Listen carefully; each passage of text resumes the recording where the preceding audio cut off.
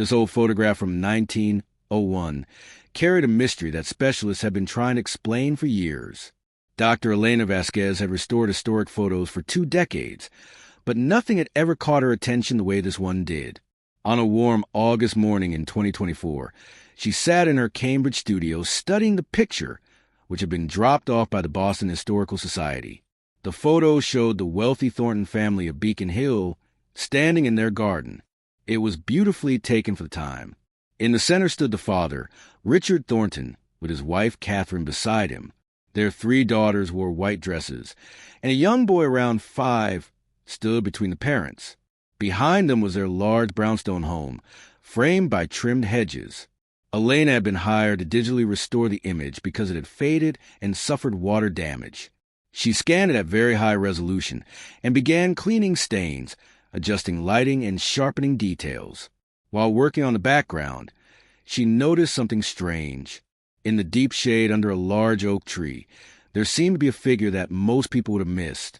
She zoomed in and used advanced tools to brighten the dark area without losing detail. When the image came into focus, she froze. It was a woman, a black woman, wearing simple clothing typical of a household worker. She stood partly behind the tree, and her placement looked intentional, not accidental. She was holding a baby wrapped in white cloth. The woman's face was now clear, and Elena sensed a mix of sadness and something stronger, maybe pride or determination. The presence of a black domestic worker in a rich white family's photo wasn't unusual for that era. Many families included staff in the background, but this woman didn't look casually placed. She looked positioned, and the way she held the baby made Elena think this was more than a traditional household portrait. Elena zoomed in on the infant. The baby's features were faint but appeared very light-skinned. She then studied the boy in the main photo. He looked around 5, with light brown hair and features that resembled Richard Thornton. A thought formed in her mind that made her sit up. She reviewed the paperwork that came with the photo. It had been donated by the Thornton family descendants as part of a collection about prominent Boston families. The notes identified the people standing in the main group: Richard, Catherine, their daughters Margaret, Elizabeth, and Anne, and their nephew James, whose parents had reportedly died in a cholera outbreak. Yet no one mentioned the woman in the shadows or the baby she held. Elena spent the rest of the day researching the Thornton family. Richard had been a successful textile businessman and one of Boston's wealthiest men in the early 1900s. His wife, Catherine, came from a respected Boston lineage. The family had several domestic workers, which was common for households of their status. Census records showed multiple black servants working for them in 1900-1910, but nothing pointed directly to the woman in the photo. As the day ended, Elena printed an enhanced copy of the image and pinned it to her wall. She couldn't stop focusing on the woman, the baby, and the expression on the woman's face. It looked like she was quietly trying to claim something important, even if only through a single photograph. Elena felt certain the family had hidden something. The next morning, she called the Historical Society and spoke with curator Dr. Patricia Chun. Elena explained her findings, noting how deliberately the woman seemed placed. Patricia listened closely. She said the Thornton family had donated their collection only 6 months earlier and had shown no special interest in it. Patricia asked whether this was worth looking into, and Elena said yes, but she needed access to more documents. Together, they went through the Thornton family papers. The collection included business books, letters, property documents, and household account records from 1890 to 1920. In a household ledger from 1901, they found regular payments to their workers, including a listing for Clara Washington, cook and housemaid, paid $8 a month plus room.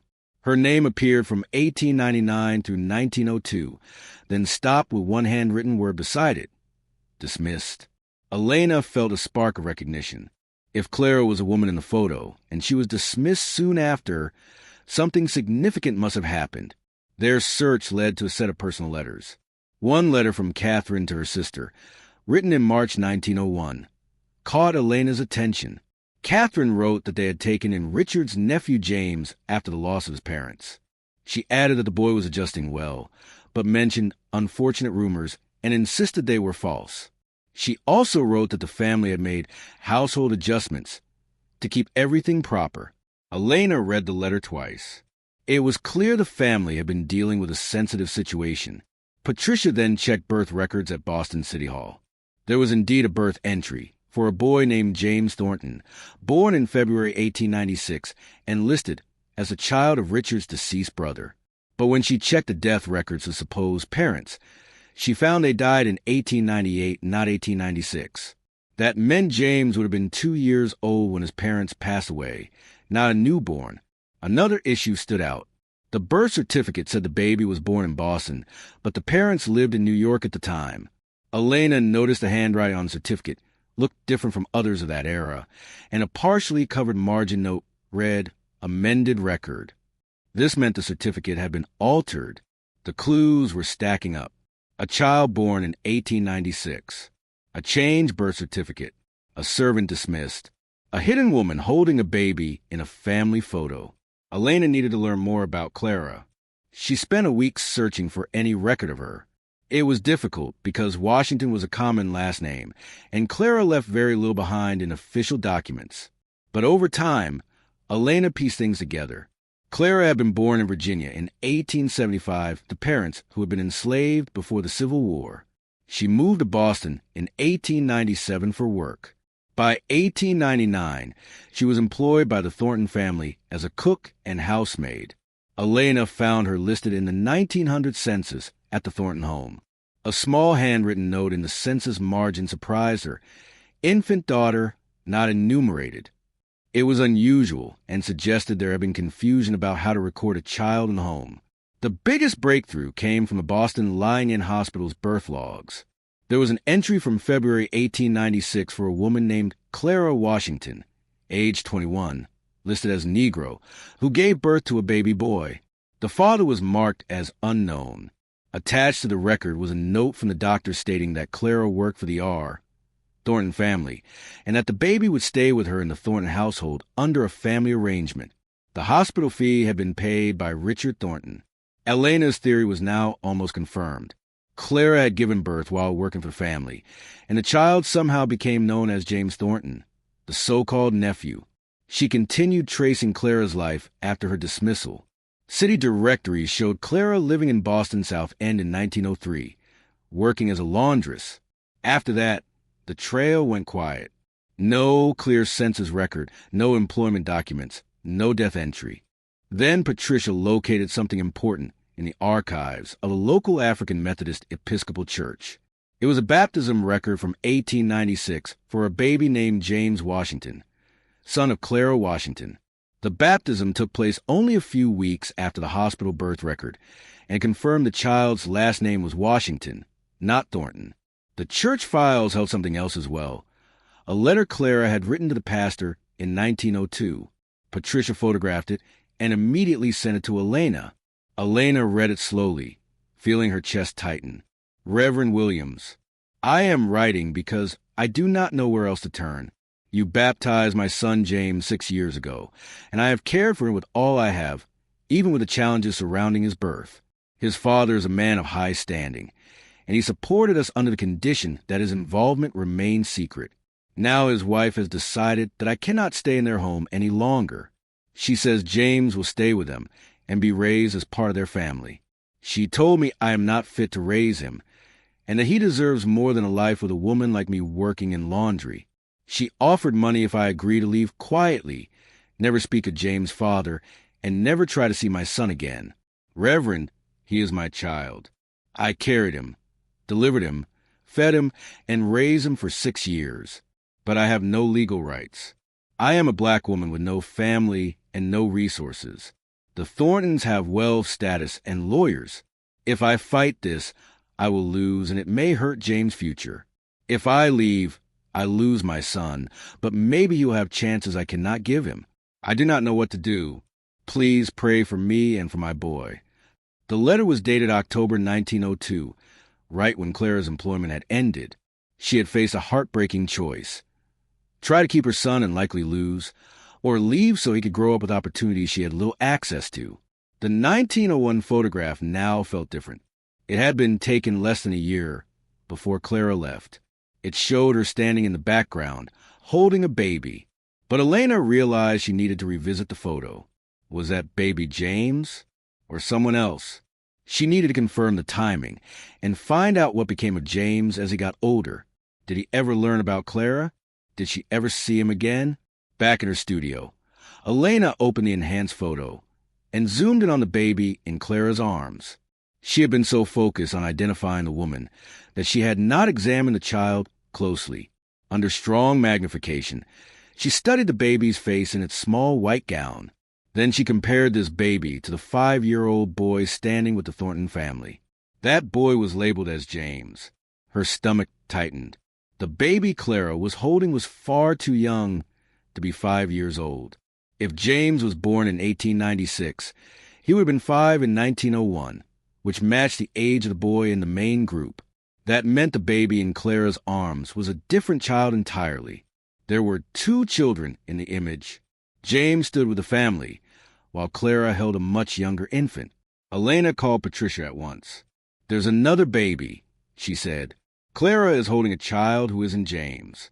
I need to check birth records from 1900 and 1901 for anyone connected to the Thornton home." Patricia caught on immediately. They met again and searched through birth entries from those years. This time they knew the signs. Any record tied to the Thornton family, any mention of a household worker, any unusual markings or corrections. After 2 days, they found what they needed. In March 1901, the Boston Lying-in Hospital recorded the birth of a baby girl born to Clara Washington, Negro domestic servant. Richard Thornton had again paid the medical costs. The father was listed as unknown, and the note matched the one from James' birth 5 years earlier.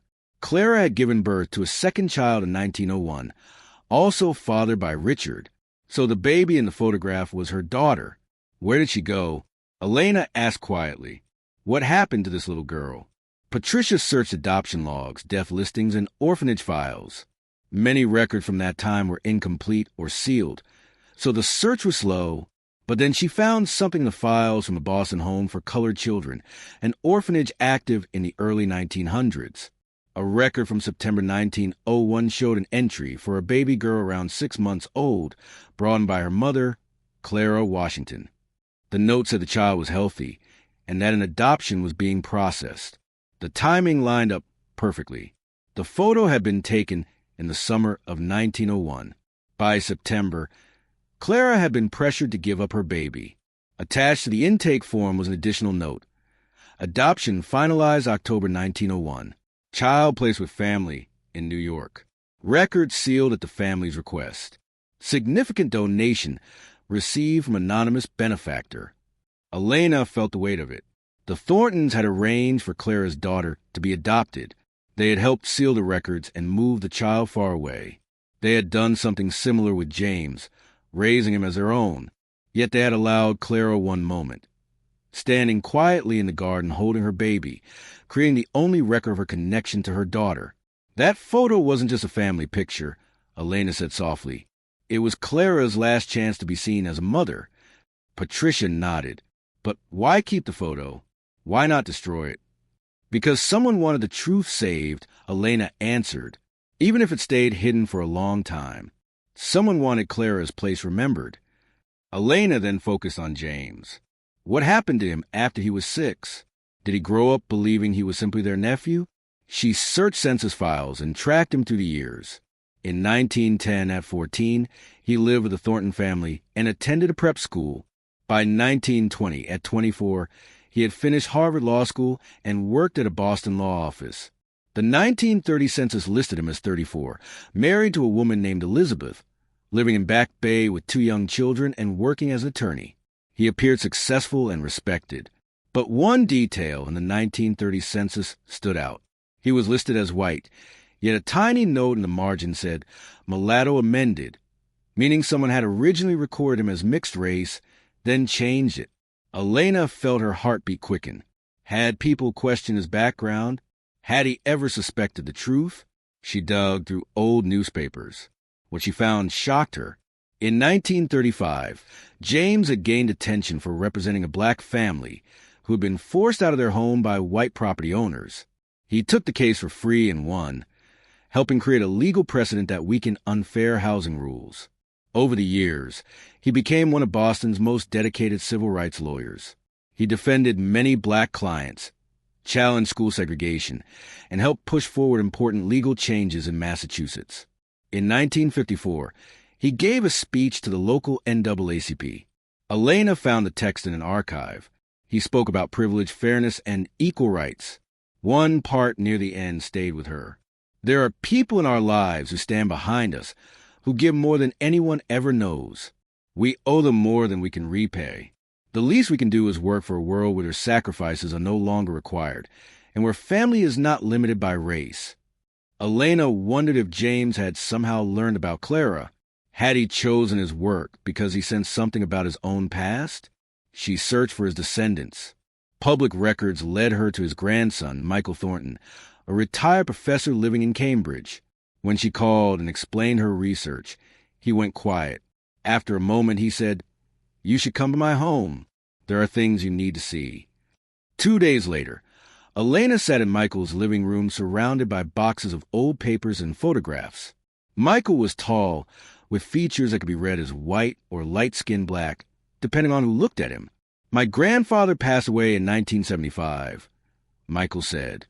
"He left me a sealed letter and told me not to open it until after my father died. My father passed 5 years ago, so I finally opened it. What I read changed everything I thought I knew." He handed Elena an aged envelope. Inside was a letter written by James in 1974, when he was 78. "My dear Michael, by the time you read this, I will be gone, and so will your father, who never knew the full truth about our family's beginnings."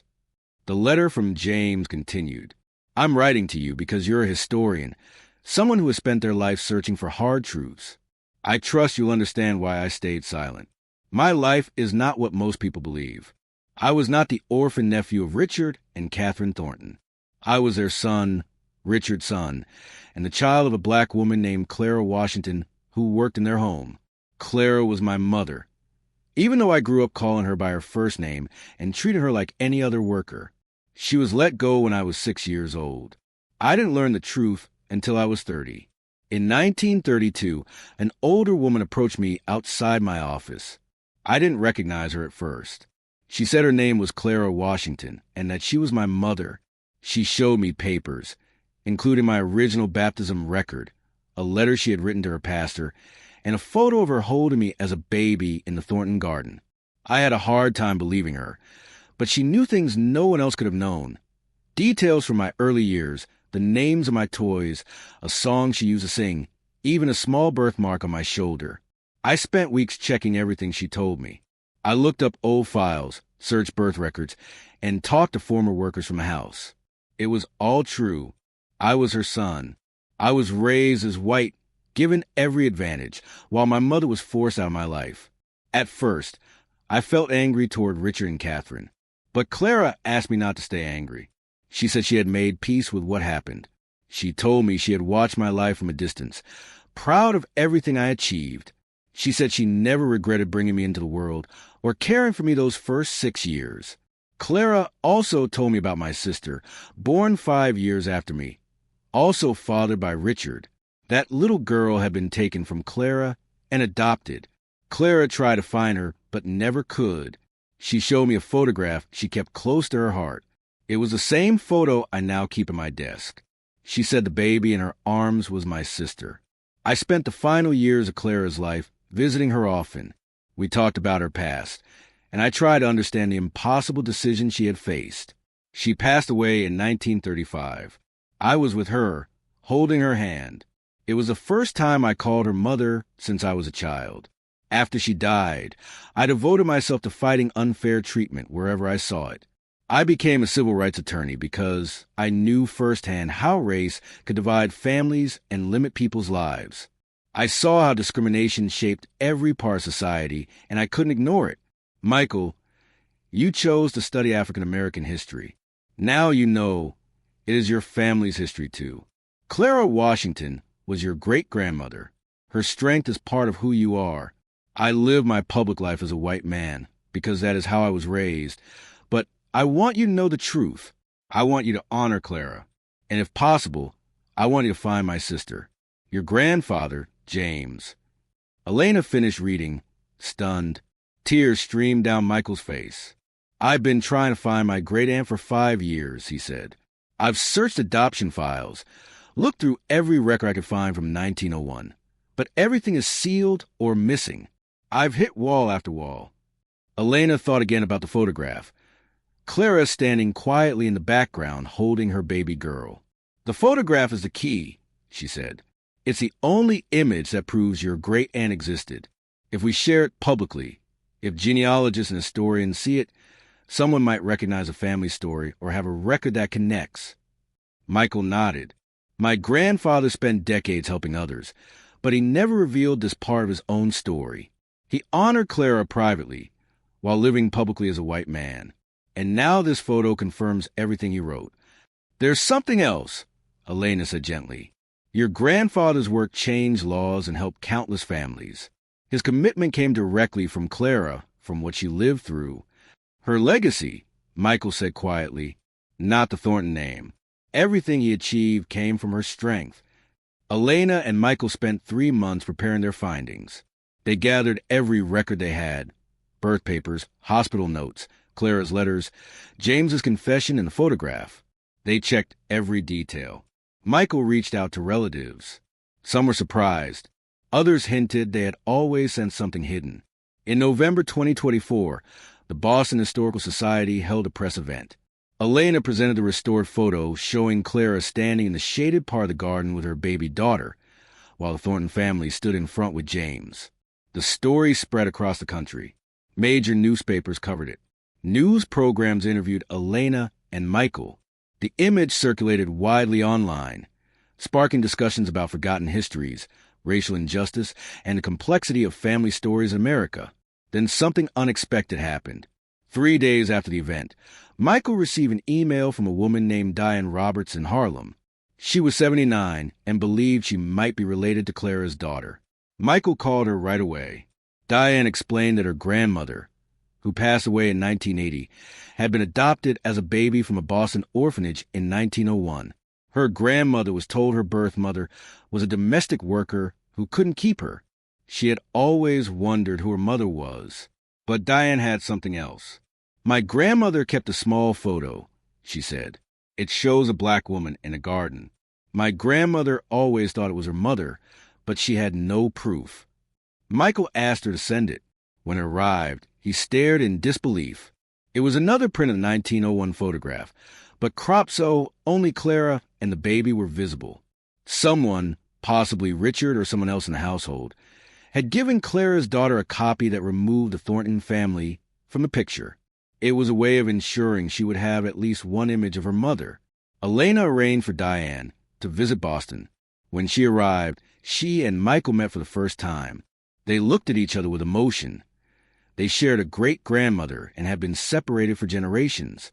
At the Historical Society, Elena showed Diane the full photograph. Diane cried as she studied Clara's face. She's beautiful, she whispered. And look how she's holding that baby. Holding me. She loved me. Michael showed Diane his grandfather's letter confirming their grandparents had been siblings raised apart. Diane shared that her grandmother lived as a black woman, taught in Harlem for decades, and spent her life encouraging children to believe in themselves. Elena listened, realizing both of Clara's children had dedicated their lives to helping others, one in the courts and one in the classroom. The discovery sparked national conversations about hidden ancestry and lost family histories. It inspired the creation of the Clara Washington Foundation, a permanent exhibit, and the reunion of descendants who finally understood the legacy Clara had passed down.